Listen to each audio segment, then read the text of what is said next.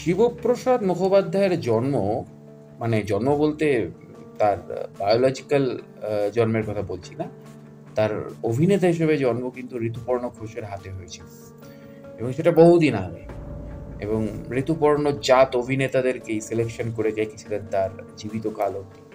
সেটা আমরা শিবপ্রসাদ মুখোপাধ্যায়কে যে কটা চরিত্র আজ অব্দি পেয়েছি, আমরা দেখতে পেয়েছি। এবং সবচেয়ে বড় মেধা এইখানে যে Shiboprosad Mukhopadhyay as a director, as a script writer, as a অভিনেতা নিজেকেই শুয়োরে বাচ্চা বলিয়েছে ট্রেলারের শেষে বা সিনেমাতে এই দৃশ্যটা রয়েছে। এটা একটা বিরাট মহানুভবতার ব্যাপার, এটা সবাই পারে না।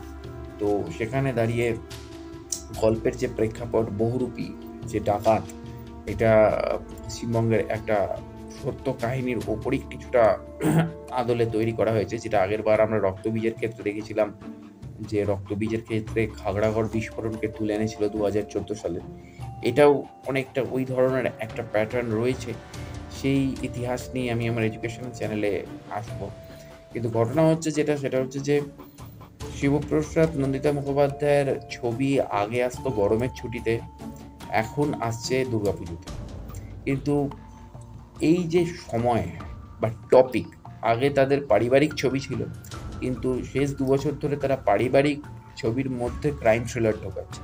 কিন্তু কি জানেন তো, মেন ব্যাপার হচ্ছে আজকে এই 2024-এ দাঁড়িয়ে আমি একজন সাধারণ দর্শক হিসেবে, বা আমরা একজন সাধারণ দর্শক হিসেবে গোটা পৃথিবীর কাজ দেখে নিয়েছি। গোটা পৃথিবী বলতে গলি খুঁজির কাজও দেখে নিয়েছি আমরা। গলি খুঁজির কাজ বলতে হয়তো থাইল্যান্ডের প্রত্যন্ত কোনো একটা শর্ট ফিল্ম, যেটা হয়তো দুর্ধর্ষ।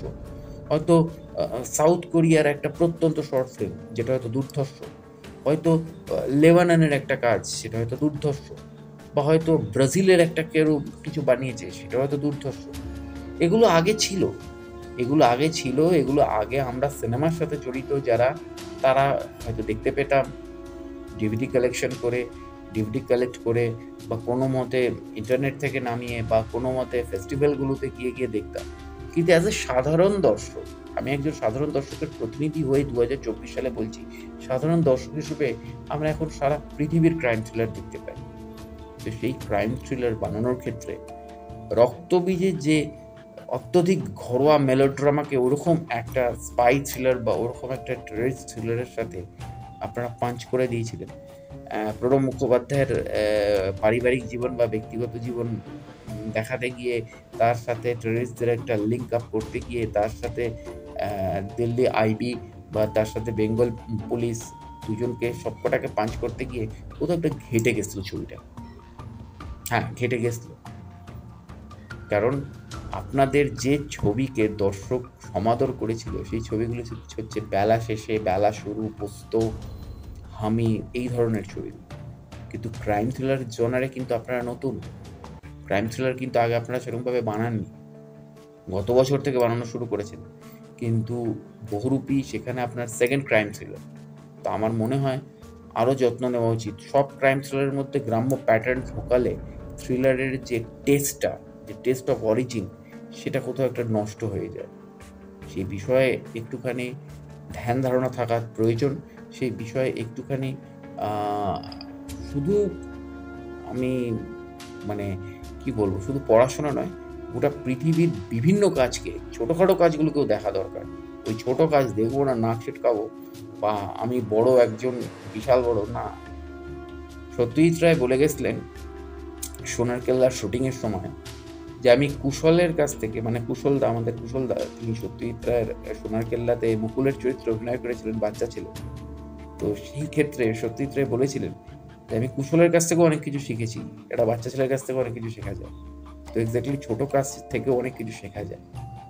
তো এক্স্যাক্টলি আমার মনে হচ্ছে কোথাও পারিবারিক জোনারে আপনারা হিট ছিলেন, হিট আছেন, হিট থাকবেন। এবং যেখানে আপনাদের মাস্টারপিস প্রাক্তন, যেখানে আপনাদের মাস্টারপিস বেলা শেষে, যেটা আর কোনোদিনও আপনারাও বানাতে পারবেন না, এবং হয়তো বাংলা ইন্ডাস্ট্রিতেও হবে না। এবং 100 বছর পরে যদি বাংলা ইন্ডাস্ট্রির ইতিহাস লেখা হয়, তাহলে সেখানে আপনাদের নাম জলজল করে উঠবে এই দুটো ছবির জন্য। কিন্তু ক্রাইম থ্রিলারের ক্ষেত্রে আপনারা নতুন। ক্রাইম থ্রিলারে আমার মনে হয় আরও স্মার্ট, আরও ঝাঁ চকচকে, আরও নতুনত্ব হওয়া উচিত। যদিও সিনেমাটা আগে দেখবো, কিন্তু রক্তবীজ দেখে যে অভিজ্ঞতা হয়েছিল, বহুরূপী ট্রেলার দেখে কেমন একটা লাগছে। কিন্তু তবু সিনেমার দিকে চোখ থাকবে। দেখা হচ্ছে পরের ভিডিওতে। চলে থাকুন। নমস্কার।